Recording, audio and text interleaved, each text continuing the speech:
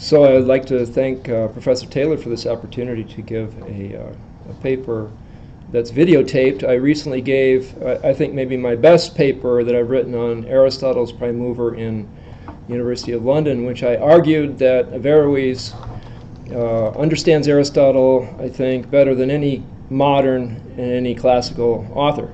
And you'll see a little bit of that position in the last third of this paper. I'm going to go through some texts. But here I'm not going to focus as much on Aristotle. I'm rather trying to help the people who disagree strongly with me. And I think to do that, we have to get very deep into the texts. And I have to say I've made some discoveries myself, and this is a pretty difficult issue. All right, so the title is Averroes' Prime Mover as Efficient Cause and the Analogy of the Baths. Puzzling thing is, when you look, you kind of don't find as much discussion of the analogy of the baths as you think. But in a sense, this is, I think, where the difficulty is. I'd rather speak of agent and identity. But this is the analogy of the baths, and that's a catchier title. The question I address is familiar to all. Is God, for Averroes, purporting to follow Aristotle, an efficient cause or a final cause only? Recently, two outstanding Arabists, Matteo Di Giovanni and Peter Adamson, have defended the view that Averroes' God is an efficient cause. Now that's bad enough. Worse is that they present their views as in agreement with my own, developed at length in 3 papers now 10 to 20 years old. To my chagrin, I must disagree sharply with these friends of mine on 2 accounts. Here I argue that Averroes' God is not a true efficient cause, and that they have misunderstood me as maintaining otherwise. Nevertheless, I argue more strongly than before that the first efficient cause of Aristotle and of Averroes is not a final cause only. On this point, I believe Averroes is correct about Aristotle and even captures Aristotle's thought better than anyone else, ancient or modern. The categories for the prime mover, efficient versus final cause only, in fact, present us with a false dichotomy, as Averroes has come the closest to recognizing. I begin with a diagnosis of the problem, the controversial passages. I begin by asking, why is Averroes' scholarship so divided on this issue? My first answer applies to Aristotle as well as to Averroes' scholarship. The key to interpreting the prime mover is mastery of the extended arguments of physics 7 and 8. By contrast, some excellent scholars start with the De Coelo, as in the case of Guthrie or Judson, by the way, whose position I favor, or with metaphysics lambda, as in the case of Berti or Bradshaw, to name only a few. Nevertheless, even when one starts with an excellent grounding in the physics, as in the case of Sarah Brodie, one must still reconcile the physics, 7 and 8, with the other major texts, no easy accomplishment. The task of reconciliation, theoretically, should be easy in the case of Averroes, for it is an hermeneutic principle for him that metaphysics as a science does not have the task of proving God's existence, even though it reiterates arguments of the physics. Without exaggeration, we could say that Averroes requires us on this topic to be grounded in physics, the science of motion. If one considers the panorama of Averroes' scholarship, one finds that a different approach dominates from the one I just sketched. Already in the Middle Ages, Albert the Great and Moses of Narbonne, both of whom know Aristotle's physics very well, very, very well, seize upon certain very prominent passages or doctrines of Averroes outside the physics, where Averroes seems to make a striking, radical break from all previous readers of Aristotle. The works in question are the collection of treatises handed down as the De Substantia Orbis, and Metaphysics Lamb, especially the famous Analogy of the Baths in Comment 36. I have also insisted that these two treatises are decisive for the correct interpretation of Averroes. The question is whether the key texts in question have been correctly reconciled with the physics. See what I mean? I would like to call into question 3 propositions in particular. So on your handout, I have P1 through 3. These are crucial. So you want to keep going. You want to memorize these. You want to keep going back to these. P1, in celestial causes, efficient and final cause are the same. And this is what I've called agent and identity. P2, in celestial causes, isn't this the same? Celestial soul and intelligence are the same. I call that soul intelligence identity. P3, the prime mover directly moves the first sphere. Now, what I have in mind there, it can make a little more clear. This is why I call this intelligence mover cosmology, is that the prime mover as an intelligence directly moves the first sphere. These 3 principles, each apparently found verbally in the De Substantia Orbis, have controlled our reading of the analogy of the baths in the metaphysics, and thereby our reading of the physics. The issues are complex, but here I sketch how this has occurred. Essentially, what I want to argue is that P2 and P3, in the way that I just explained it, are not entailed by P1. And to affirm them in an unqualified way leads to a misreading of Averroes. The doyen of scholarship on Averroes' prime mover is still the incomparable Harry Wolfson. Wolfson's reading comes from Narboni, arguably the greatest Jewish Averroist, 1300-1362. Narboni's is one of the 2 dominant readings in the Jewish philosophical tradition, just as Albert the Great's is one of the 2 dominant readings in the Latin tradition, 1 century before. I begin with 2 quotations from Wolfson's earliest article on the topic, 1924. So this is T1 on your handout. Wolfson, though in a general sense, the intelligences constitute, notice, an internal principle of motion in the spheres, analogous to the soul in living beings. Still, unlike souls, they receive no accidental motion in return, and this because of the peculiar relation the intelligences bear to the spheres. Moses Narboni, speaking for Averroes, explains it after the manner of the relation of the acquired intellect to man in Maimonides' psychology. T2, from the same work. God moves. So I just have you note that I've put P2 in. You can see he's identifying the intelligences as souls in the first quotation. So I put P1 and P2 in the second quotation, T2.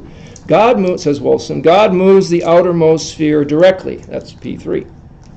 In the same manner as the other intelligences move their own respective spheres, as a final cause as well as an efficient and formal cause. Notice P1 is embedded there.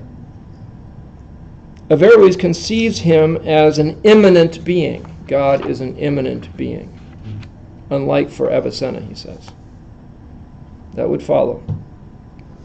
So we see Wolfson here following Narboni and affirming all 3 of our key propositions. God, the prime mover, is, for Averroes, both a separate intelligence and, in a sense, an immanent soul. That's P2, soul, intelligence, identity. Which directly moves the first sphere. That's P3, intelligence, mover, cosmology. As an efficient and final cause. That's P1, agent and identity. I will leave aside the fact that in 1924, Wolfson ascribes to Averroes the emanation of all inferior intelligences and spheres simultaneously from God. He identifies there Averroes and Avicenna's position on this point. Wolfson appears to have changed his mind on this point by the time of the publication of his 1929 masterpiece on Crescus's critique of Aristotle. Let's read from Wolfson's commentary, where he's summarizing Crescus, 1340 to 1412, who is only summarizing Narboni's account of Averroes from 2 generations before in this passage. So this is T3, Crescus's critique. And Wilson here, it should be made clear, I haven't always noted this, is summarizing Crescus's summary of Narboni. So this is not really speaking in his own name here. He's presenting a summary of what he takes to be Averroes. The spheres are simple substances, this is the bodily sphere, and are not composed of matter and form, standard Averroes doctrine. Nor do they possess souls in addition to intelligences. There's P2. They have only intelligences as the sole cause of their motion. This is what I call the intelligence mover theory. You see, the intelligences are the movers, and the prime mover would be an example. So that would, P3 would be the intelligence mover theory applied. Continuing with Wilson, these intelligences do not exist in the spheres, but rather with the spheres, being related to them by a nexus of inexistence. This is a famous phrase of Narboni. And are therefore separate forms. The intelligences are, however, called souls in a loose sense by virtue of their being the cause of the motion of the spheres. For the soul is the cause of motion in animals. This is the significance of Crescus's, i.e. Narboni's, remark here. Quote, still, that intelligence, though separate, being the principle of the sphere's motion is in a sense the latter's soul. You can see P2 there in Narboni. Now, in text T4 through 6, I lay out the parallels in Narboni. And I'm decided not to go through these with you. You'll have to take that on my word, but I've given you all the texts that you need, that there are to study on the matter. I'm sure there's more in Narboni, the Hebrew. But all you need, I think, to see Wilson and Narboni's convergence on the issue. So now I summarize. One can see that Narboni clearly affirms P2, just as Wilson says, that celestial soul and intelligence are the same, and one can see that P3 follows. The prime mover is the direct cause of the first sphere because there's no other intellect for the first sphere, says Narboni. But notice that I have said nothing about P1. In celestial causes, efficient and final cause are the same, agent and identity.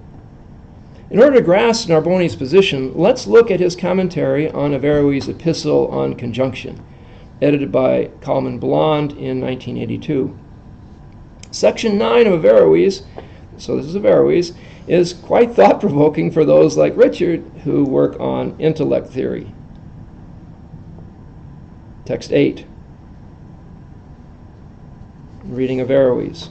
Therefore, it is more plausible that the emanated intellect, remember this is a Hebrew, and the active intellect are one and the same in the human substrate, analogous to the celestial bodies in relation with the separate intellects. Inasmuch as the hylek, that would be the material intellect, does not possess any of the forms. Just take a look at that. The material intellect of itself does not possess any of the forms. The closest resemblance is to the souls of celestial bodies, are like the material intellect, you see. Says Averroes. This is because the nature of soul in them only means desire for motion during their apprehension of that separate form with respect to reception. Now I go through this a little bit. In text segment B, Averroes compares the material intellect to the celestial soul because the celestial soul does not possess form of itself. He apparently means that celestial souls have a relation to the separate intellects mentioned in segment A, for they receive, as segment C holds, the separate form by which they apprehend and desire, apparently from the separate intellects. Now I ask you, do you think that T8 affirms that there's no distinction between material and active intellect in Averroes? Do you think that T8 affirms the corresponding identity between celestial soul and intelligence? But this latter is precisely what Narboni affirms by focusing in his commentary mainly on segment C. Now I go through this in the longer version of the talk, and you can study the text. But let me skip to what's crucial for our purposes. The link Narboni makes between P2 and P1, between soul, intelligence, identity, and agent end identity. Making this link is central to Narboni's subsequent 6 pages of commentary. He does so by quoting at length Averroes, De Substantia Orbis 1. Now we're getting to the good stuff. There, Averroes affirms P1 6 times, twice within a double negation, in addition to once more, so that's 7, once more in chapter 6, so-called chapter. Let me simply quote these lines out of context so that you may feel the force of Narboni's and Wolfson's reading of Averroes, the reading that remains dominant today. Narboni and Wolfson, as well as Kogan, Hyman, Genicant, Di Giovanni, and Adamson, affirm what I call intelligent mover cosmology, P3, by deriving it from P1.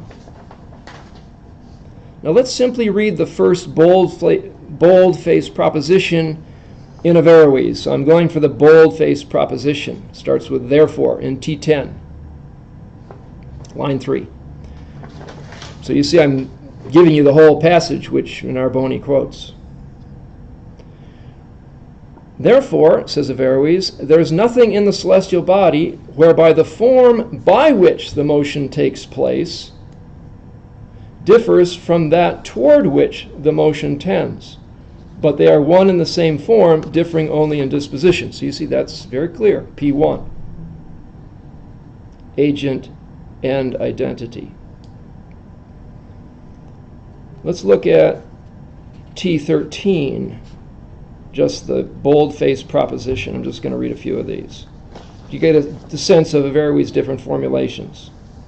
I'm looking at the bold. The mover, T13, the mover which moves it, that which is first moved, as an efficient cause, is the same as that which moves it as a final cause. So he says, he's making this point 7 times. The point I'm making with these 4 texts, in which these 6 affirmations are found, is that P1, or agent end identity, is firmly held and defended by Averroes by 1178, the date of so-called chapter 6 of the De Substantia Orbis. Now, Narboni, having quoted T10 at length and 11 of the De Substantia in detail, proceeds to take P1, agent end identity, to entail P2, soul intelligence identity, as follows. So this is precisely what I think does not entailed. So I read text 14 from Narboni, Epistle on the Possibility of Conjunction, section 9. And by stating, so Averroes' statement, the form by which the celestial body, is moved is the same as that towards which it is moved, Averroes means that the form by which it is moved, namely the soul, with respect to desire and locomotion, is the same as that towards which it is moved, inasmuch as it is the object of desire. Excuse me, I misread that.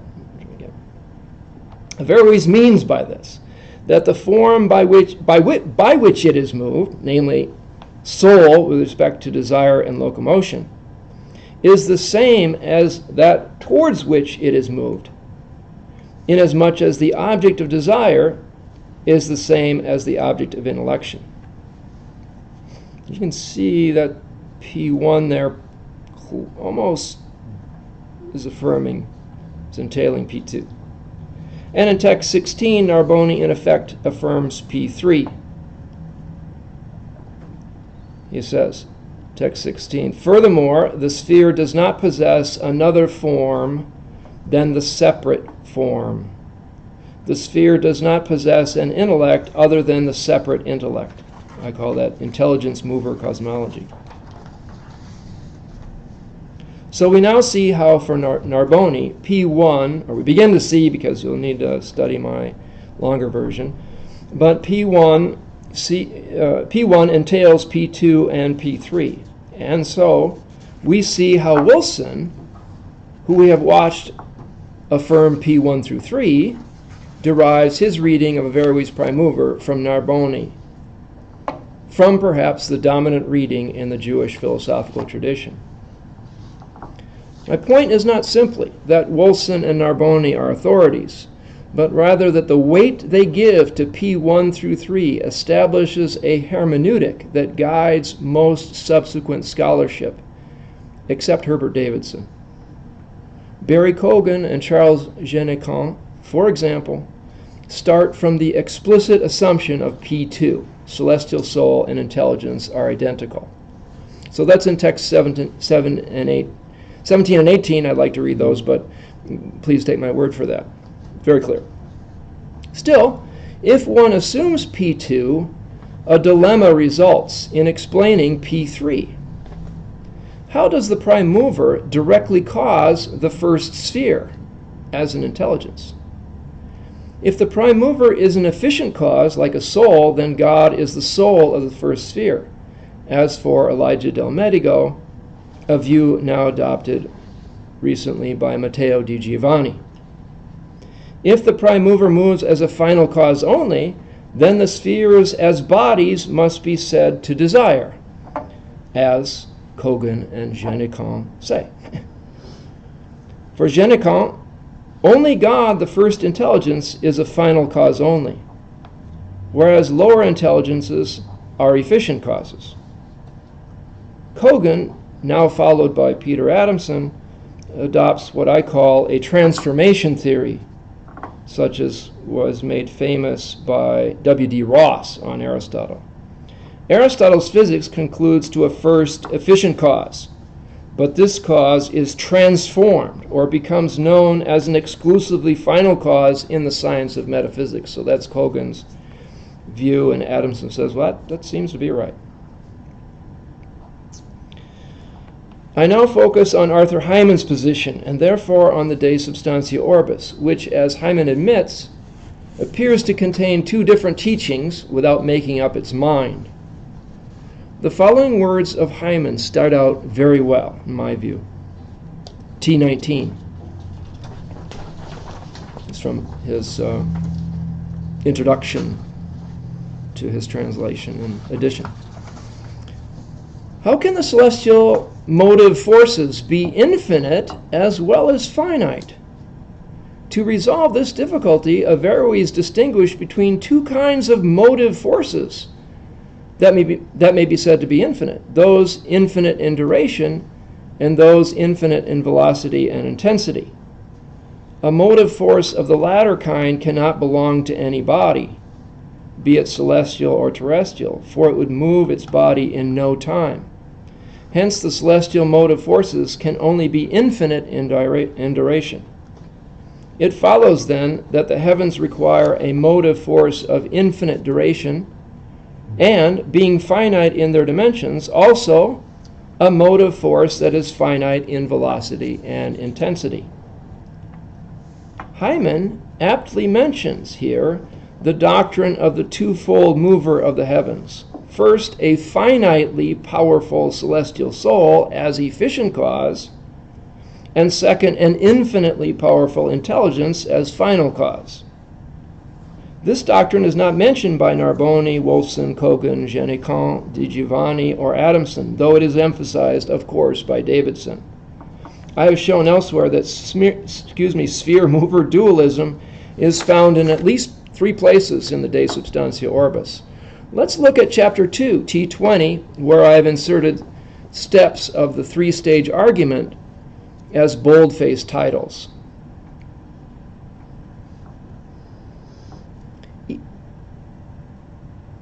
Even if the celestial body is simple, says Averroes, having no potency in itself for corruption, nevertheless it is necessarily of finite action. since it is finite, having dimensions determined by the surface containing it. And it's necessary that in the case of every such thing, though the intellect might have supposed it to be something existing per se and lacking another, imparting to it permanence and eternity, that there belonged to it a finitude of its permanence, just as a finitude of its action. And for this reason, it's necessary that there be an intellect as a power imparting to it eternal permanence, just as it imparts to it eternal motion.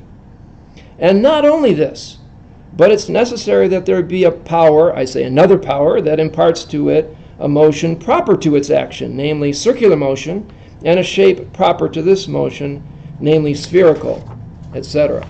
And I take that to be a finite power, the celestial soul. So Hyman correctly highlights the two-mover doctrine, which I call sphere-mover dualism. But another text leads him to adopt instead what I call the dual aspect theory of Narboni. Celestial soul and intelligence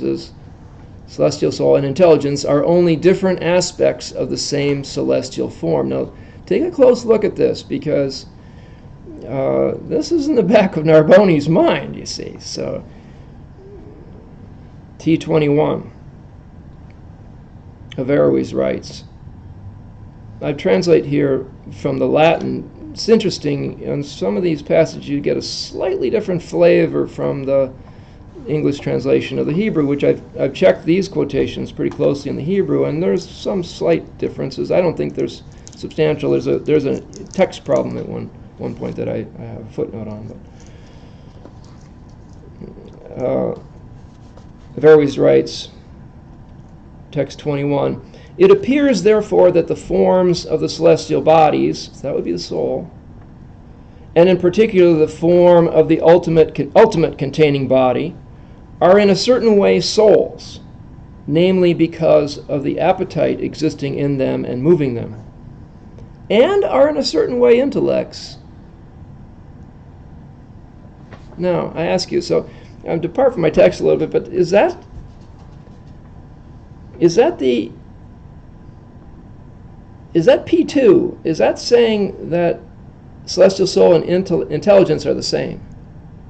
Or is that not just saying celestial souls have desire and also intellect, which is a standard doctrine Averroes maintains throughout the De Substantia Orbis? And I think it's very clear that it's the latter.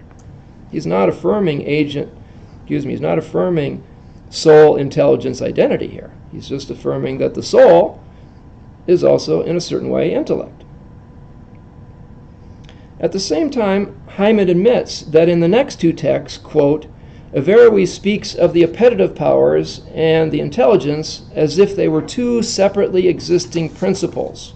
So I'm going to go through these texts in detail, because what you've seen is I just read text 21 is the statement that we have in De Substantia Orbis, closest to P2. I don't know any other text in Averroes that's as close as that. So that's all your evidence for P2. And you have two texts that Hyman's going to quote, in which you have the dual mover theory, or substance mover dualism, sphere mover dualism, excuse me. Text 22, chapter 4 of De Substantia Orbis. And when Aristotle considered these powers in the celestial body, it was declared that there belongs to it, from among the powers of the soul, only the appetitive power itself. And when he considered the celestial appetitive powers, he saw that they are moved towards an appetible that is more noble than they, take note. And when he considered the celestial appetitive powers, he found them to be among the finite powers. And when he considered the continuation of eternal motion, it was declared that the cause of the continuation in their motion is not that by which they are moved, but what imparts to them continuation is that appetible, the object of desire. And because continuation only comes from an unmoved mover, it follows that the mover is neither a body nor a power in a body, and that it is an abstract intelligence. For it was declared in the book on the soul that everything that is of such a kind is an abstract intelligence. And that celestial body, note the language here, celestial body understands this intelligence. Now I want you to think, if Averroes thinks that if P3 is right, that intelligences directly move the spheres, then the celestial body has a desire that's intellectual, and it understands as a body. Remember, the soul and intelligence would be the same. So that's now what I will say again is that often in Averroes and in Alfarabi, and you can find this all the way back in Alexander of Aphrodisias, they will speak of the celestial bodies, and they're including the celestial soul in it. So the way we should read this is, of course, and that celestial body, as ensouled with an intellectual soul, understands this separate intelligence. And Hyman, to his credit, he recognizes that this is a text that appears to affirm two different movers. Hyman's second text is the famous comment 41 of Book Lamb. So I just would add here, notice that these two texts I'm reading right here you can't get stronger affirmations, really, these three texts, of sphere mover dualism. And they're from the precise De Substantia Orbis and from the Metaphysics Lambda, the precise texts where we're going to discover the opposite view, that there aren't two sphere movers. There's only one, soul, intelligence, identity. That seems a little funny. Hyman's second text is the famous comment 41 of Book Lamb. I read text 23. It has now been shown that this everlasting motion must be put together through two movers.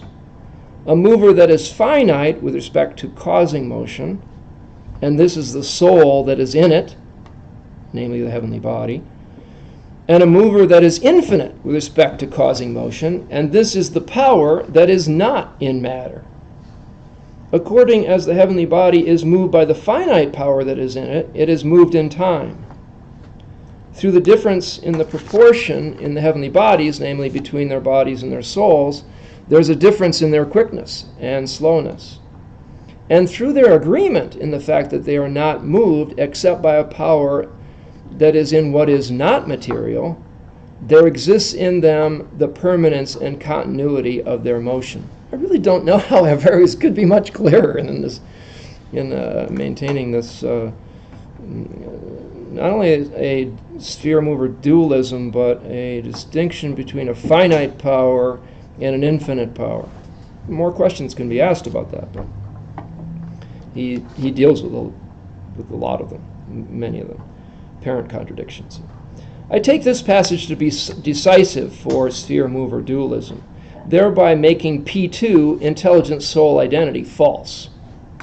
By contrast, Hyman simply concludes that even these two passages can be interpreted according to the dual aspect theory suggested by one text, that's text 20. Now, we might want to say that the material and the active intellects are simply two aspects of one intellect. But I suggest that rather than concede that everything is just a matter of interpretation, we turn to the bath analogy in Metaphysics Lambda comment 36 and use it to see what Averroes might mean by P1, the agent-end identity in De Substantia Orbis.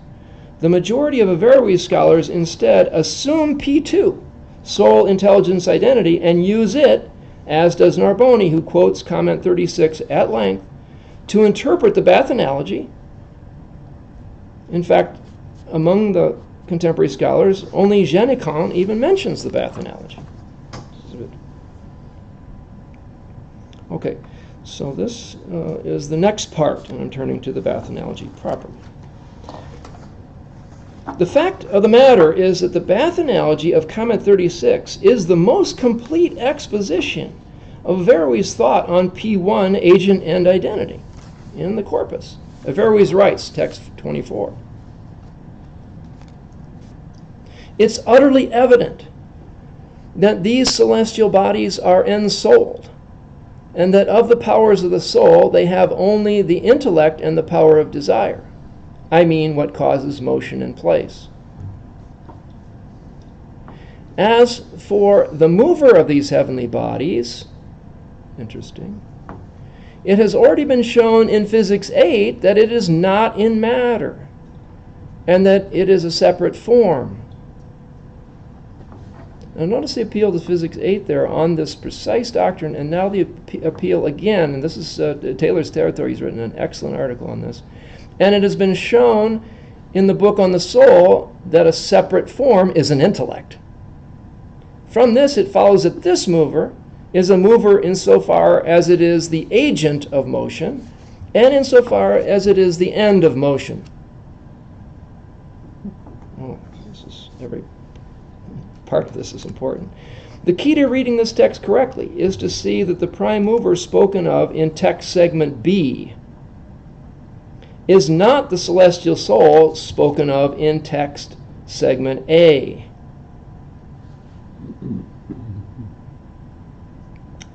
This fact is evident from Averroes' descriptors of the prime mover in B. It's not in matter, and it's a separate form according to Physics 8, Chapter 10. Now, I have to be a little careful here because I believe that you can find those words in the De Substantia Orbis, form of the heavens, and it's separate. So that language can be ascribed also to the soul.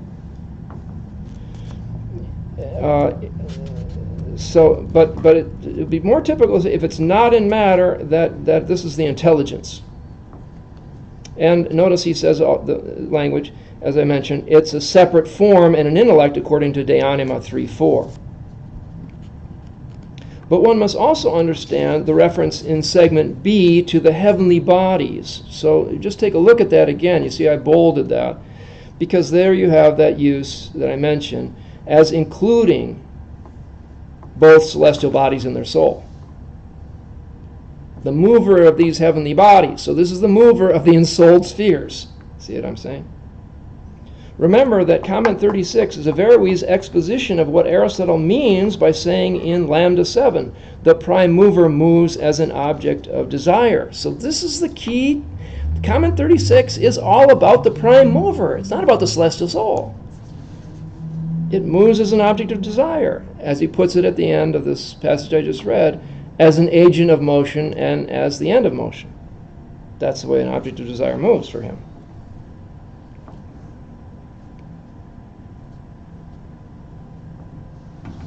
So comment 36 is all about the prime mover, not the celestial soul. But the Bath analogy's comparison to the human soul, as we're going to see, makes us guess that the primary analogate in this text is the celestial soul, not the prime mover. Of course, if we affirm P2, intelligent soul identity, we can't distinguish them in the first place. The prime mover is the celestial soul. Now, once we interpret the transition from segment A to B correctly, we will discover Averroes affirming agent causality and agent end identity in segment B, as well as 3 times in the subsequent segment F. Segment C reads, quote, "From this it follows that this mover is a mover insofar as it is the agent of motion and the end of motion." Subsequently, segment D introduces the Bath analogy that ascribes agent end identity to the prime mover. So this is T25. For this is only separate and multiplied in us. I mean, what moves us in place in the way of an agent, and what moves us insofar as it's an end.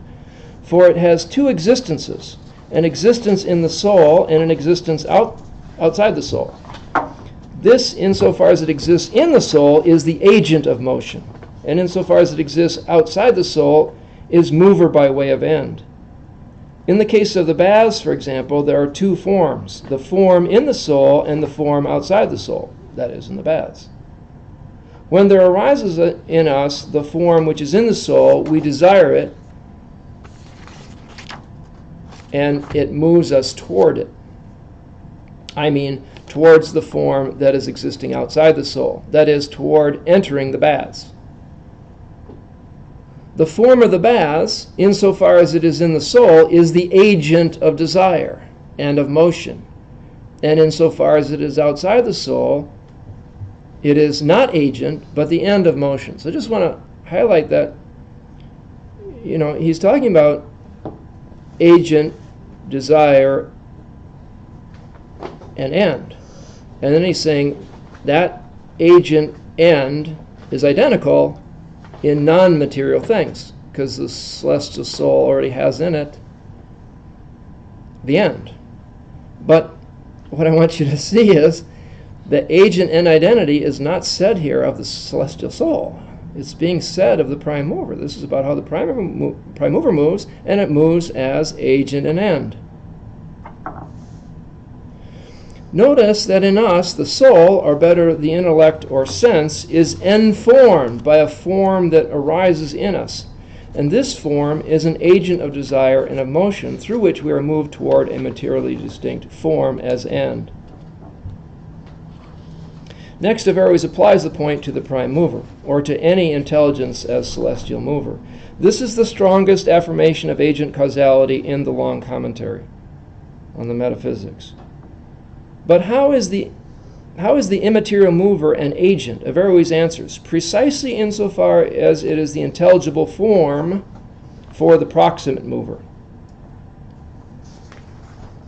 T26. If the form of the baths, for example, were not in matter, it would be motive in the way of an agent and in the way of an end. So, see, if the form of the baths were not in matter, it would be motive in both ways, as an agent and as an end, without there following any multiplicity at all, agent and identity.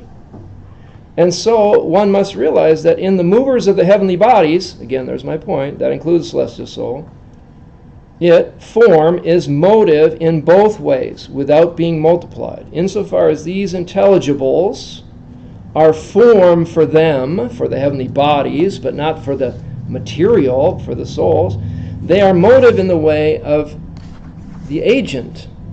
And insofar as these are ends for them, they, the heavenly bodies, are moved by them with respect to their desire. Again, the heavenly bodies, as bodies, don't have desire. They have desire as being in soul. But the soul, as we know, is separate, is immaterial, not in the body. Thus, Averroes can and does call the prime mover an agent, as the form that informs the intellect of the celestial soul, moving it so that the celestial soul's desire is in turn moved toward the same form as its end, with the result that it moves the heavenly bodies in place.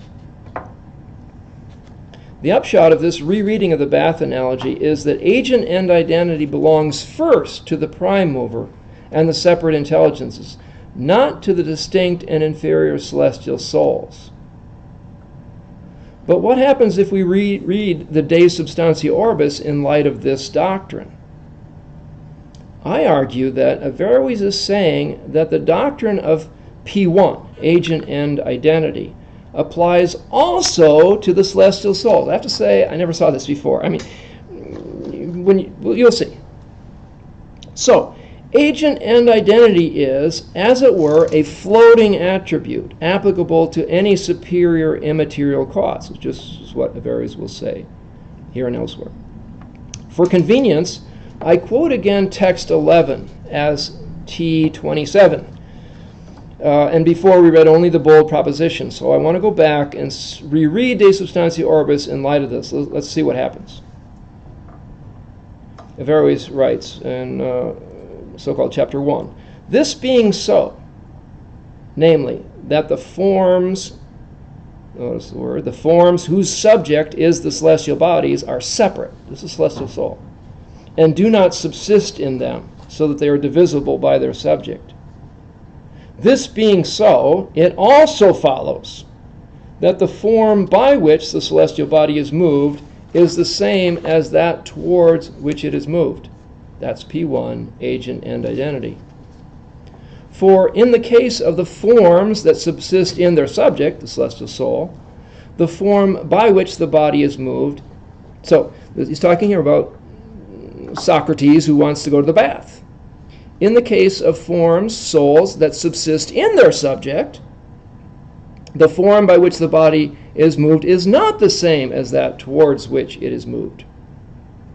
And similarly, the form subsisting in a subject that moves that subject to another form by virtue of its existing in the subject is itself moved in order to attain perfection through another form. So the idea is something like this. If you have a mover that is not the same, that is an efficient cause, but it's not the same as its end, then when it attains its end, it's changed. And that can happen in immaterial things. They will stop. The heavens will stop if their mover is like that. But now he's talking not about the prime mover, he's talking about the celestial soul. Continue. The motion of that subsisting form, the celestial soul, is therefore finite inasmuch as it produces motion in the subject only while it itself is moved. And this is also one of the arguments that moved Aristotle to believe that the forms of the celestial bodies do not subsist in their subjects, for if they did, their motions would be finite. So Averroes maintains that any immaterial cause, unlike material efficient causes, already possess their end. Otherwise, they could not cause forever. The doctrine applies not only to the prime mover, but also, and this is Averroes' point in De Substantia, to the surprising doctrine of the non-hylomorphic, immaterial, and intellectual celestial soul. If this is true, and both the prime mover and the celestial soul are efficient causes, do they exercise the same efficient role? The final part of my paper draws attention to Averroes' extended doctrine to the effect that unlike the celestial soul, the prime mover is an agent in an improper sense. The last section. In at least two places, Averroes makes precisely this point. The short commentary on the Metaphysics. This is a later addition, added text, you remember. This is T28. When we say that from one only one can proceed, this is true of the agent only insofar as it is agent, not insofar as it is form and end. For form and end are also said to effect something by a kind of similarity. So notice that form and end are also, in a sense, by similarity, agents. Another such passage contains a good deal of Averroes' position in a nutshell, T29, Latin commentary on the De Caelo, Book 4. Eternal things, says Averroes, do not have an agent, except by similitude, and of the four causes they only have formal and final. Were they to have something like an agent, it will only be insofar as it is form for it, conserving it. The form in the mind of the celestial soul is an agent. Here in De Caelo, Book 4, Averroes expresses the possibility of an agent cause by way of form. But what would such a cause be? The astute reader will see that to answer this question is precisely the central project of Averroes' metaphysics. We know, or at least certainly at Lambda, we know well his oft-repeated thought that metaphysics investigates form and final cause. Accordingly, we read text 30. Natural philosophy provides the material and efficient causes of movable substance. The formal and final causes are not in its capacity. But the expert in this science, metaphysics, makes clear the cause of movable substance under the description of formal and final. The cause of movable substance under the description of formal and final. For he knows that the moving principle, whose existence has already been shown in natural philosophy, is the principle of sensible substance as form and end. For Averroes, the first mover moves as form and end together, and is an agent as formal cause. How? The long commentary on Metaphysics Lambda 10, the closest parallel to comment 36 in the bath analogy, points at Averroes' answer. Text 31. He's talking about Anaxagoras, you remember? Anaxagoras' teaching, because he has the nous as an efficient cause, Anaxagoras' teaching is, unlike our teaching, that the prime mover moves, our teaching is, that the prime mover moves in the way of perfection and completion. In the same way, we find that medicine moves towards itself, since it moves towards health. And medicine is the form of health. If health were not in a subject, as is the case with the prime mover, medicine would move in both ways together. I mean, insofar as it is the agent and end of motion. Here we have agent and identity as defended in the bath analogy, but the baths are now replaced by the counterpart analogy applicable to incorporeal things.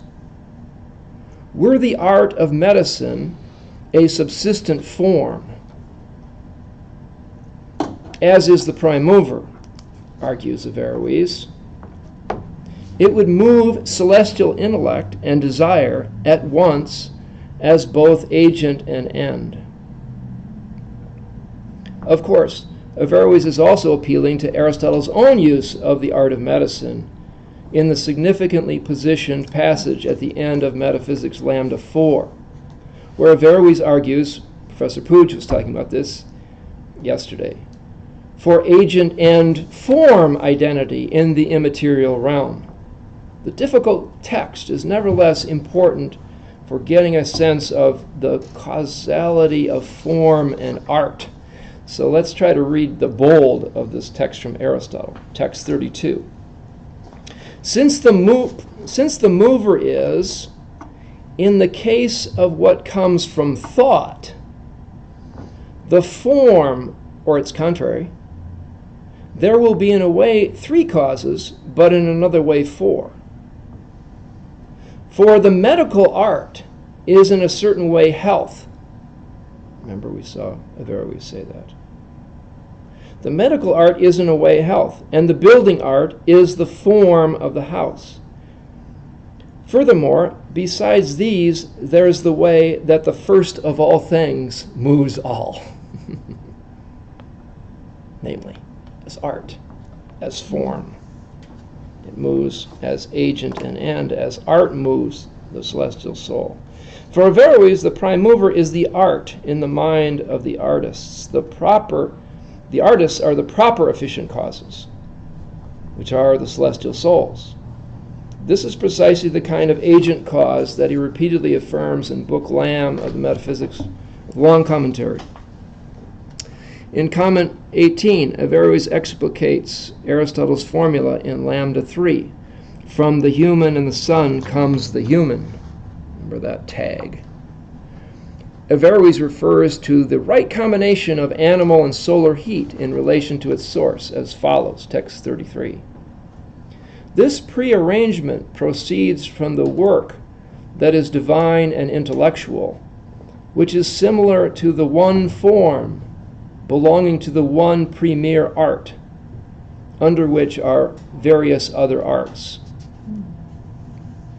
The first knows absolutely the nature of being qua a being. Indeed, its very essence, that is, the essence of the first, is being. And this knowledge, far from being either universal or particular, is the very cause of all being. As a result, the first can be called the source of all form, so that the metaphysician's task is complete in arriving at the first formal and final cause of all being. Here is Averroes' comment on Aristotle's resolution of the 3 causes into one that we just read. Text 34.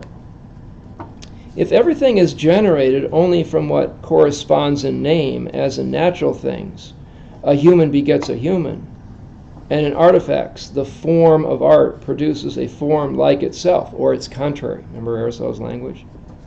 It's clear that the 4 causes are reduced in some way to 3.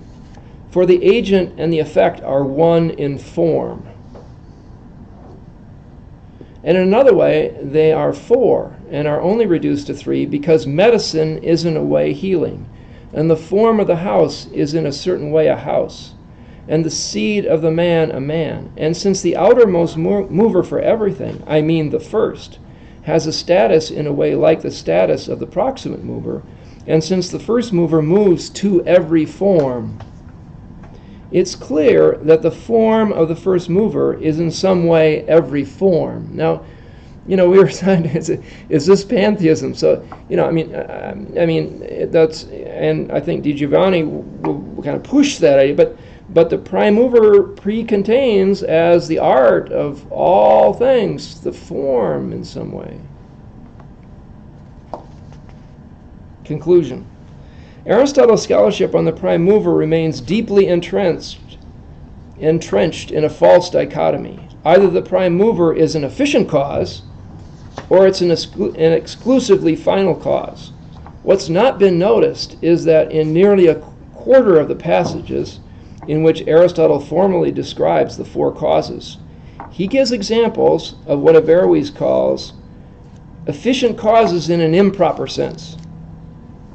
Whereas the doctor, the builder, and the sculptor are true efficient causes, or making causes, poietikon. The arts of medicine, of building, and of statuary, like the advice of an advisor, are not makers. They're not efficient causes. But they are examples. Even the foremost example, says Aristotle, I won't read it, but take a look at text 35, it's amazing. The foremost example of one of these 4 causes is art, whence is the beginning of motion, hothe, hearche, tes, kinesios, what I prefer to call a source cause and not efficient cause. And that, of course, is precisely what the prime mover is. It is merely whence is the beginning of motion, or a mere, as I like to say, a mere whence cause. The prime mover is not the making efficient cause, that is the celestial soul, nor is it a final cause only. Rather, it is the art in the mind of the celestial soul, which eternally informs the soul and also serves as its end. For as form, whence, and end come together in the prime mover, as Aristotle says at the end, form, whence, and end come together in the prime mover, as we've just seen Aristotle say at the end of Lambda 4. Thus, Aristotle himself affirms source-end identity of the prime mover. Averroes calls this improper agent-end identity. The prime mover, says our Cordoban master, moves as both agent and form. To be agent as form or art is not true agency, but it is the highest kind of causality. Thank you.